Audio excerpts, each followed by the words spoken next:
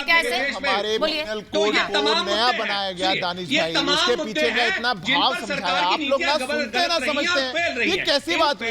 अरे पूरे कानून बनाए गए नहीं, आप लोग या तो चाहते नहीं कि आप भी समझे और देश भी समझे, या तो तय कर लिया है, पर देश ऐसे नहीं चलता ना, देश को समझ के ही आगे बढ़ा जाएगा।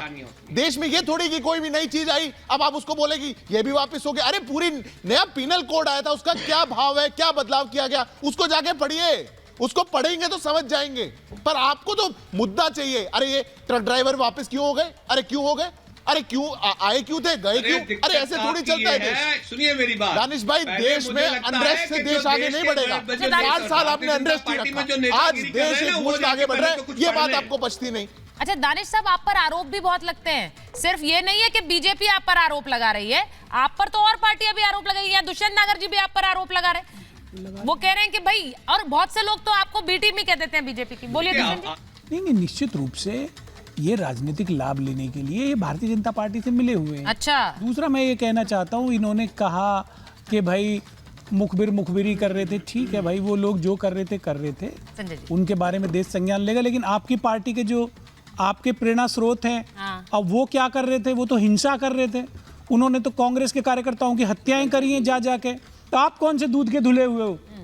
हमारे अभी हिट एंड रन पे त्रिपाठी जी ने जो बात रखी है, सर वो टॉपिक नहीं है आज। नहीं है, मैं एक बार उसको क्लियर कर रहा हूं, लेकिन वो टॉपिक ही नहीं है। गलत जा रहा है, यहाँ से मैसेज गलत जा रहा है। इन्होंने कहा कि नई कानून, यह अफवाह फैलाया गया, क्या नए कानून के अंदर 10 साल की सजा और 7 लाख का पेनल्टी का अधिकतम ही समझा रहे हो आप?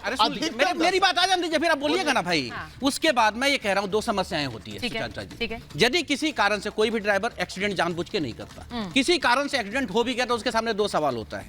यदि वो वहां रुक करके उसे लेकर हॉस्पिटल जाता है तो पब्लिक उसे मार देती है, जो वहां की सिचुएशन बनती है उस वक्त। और यदि वो लेकर नहीं जाता तो जान बचाने के लिए उसको भागना पड़ता है। वो भाग गया तो फिर सरकार नहीं, पहली बात मैं वही कह रही हूँ कि डिबेट का टॉपिक नहीं, क्योंकि इस पर एक पूरी अलग डिबेट हो सकती है। लेकिन संजय जी, इसका मतलब ये है कि हम सख्त कानून ना बनाएं, इसका मतलब ये है कि जो हिट एंड रन केसेस हो रहे हैं उनको कैसे डील करेंगे। मॉब लिंचिंग पर आप लोगों ने इतना शोर मचाया, मुझे 1 मिनट बोलने दीजिए।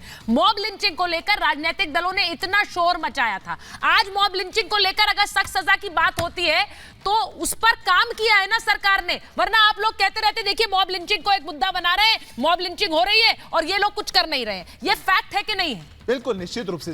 देखिए इसमें बड़ा सोचने की बात है और ऐसी चीजों में प्रोपेगेंडा नहीं होना चाहिए।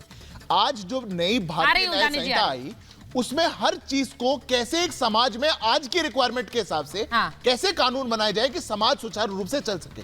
हिट एंड रन करके जाना कोई बहुत अच्छा काम नहीं है। अगर काम गलत है तो उसके लिए सजा होगी। जो लोग मॉब में आके मारते हैं वो भी अच्छा काम नहीं है, गलत है तो उसके लिए सजा होगी। जो काम हम इतने सालों से नहीं सोच पाए वो इस भारतीय न्याय संहिता में, पर फिर भी आज के टॉपिक का डिबेट नहीं है। पर आज जो डिबेट है वो सीएए का है। डीएचयू पे क्या लिया एक्शन, आप बताइए। बुलडोजर कहां है? नहीं बताइए, आपका टॉपिक है। नहीं, आपने जो बात किया उसी पे सवाल है। आज की डीएचयू के पे क्या एक्शन लिया उत्तर प्रदेश सरकार, बताइए।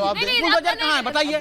और यदि गलती से उसमें कोई कल बात हो चुकी है। एक मिनट संजय जी, डीएचयू पर कल बात हो चुकी है। मैं रोज आज ना तो हिट एंड रन पे बात हो रही है, जिस पर बात हो रही है उस पर बात कर ले। इसको छोड़ के सब पे बात करना चाहते हैं। अभी सीए पर बात करेंगे, मैं 10 सेकंड लूंगा, नोटिफाई होने वाला है। मैं 10 सेकंड लूंगा। ये सीए को छोड़कर सब पे बात करना चाहते हैं क्योंकि ये जानते हैं ये गलत है, ये जानते हैं कि ये झूठ फैला रहे हैं, ये जानते हैं कि ये प्रोपेगेंडा है, ये जानते हैं कि भारत के लोगों के लिए नहीं, ये भारत के कमिटमेंट का विषय है। कमिटमेंट उनके लिए जो लोग हमारे पार्टीशन के समय, हमारी आजादी से पहले दूसरी जगहों पे रह गए थे, ये भारत की कमिटमेंट है उनको। और आप भारत की कमिटमेंट को कमजोर करना चाहते हैं, इसीलिए आप आज उस टॉपिक पर बात नहीं करेंगे।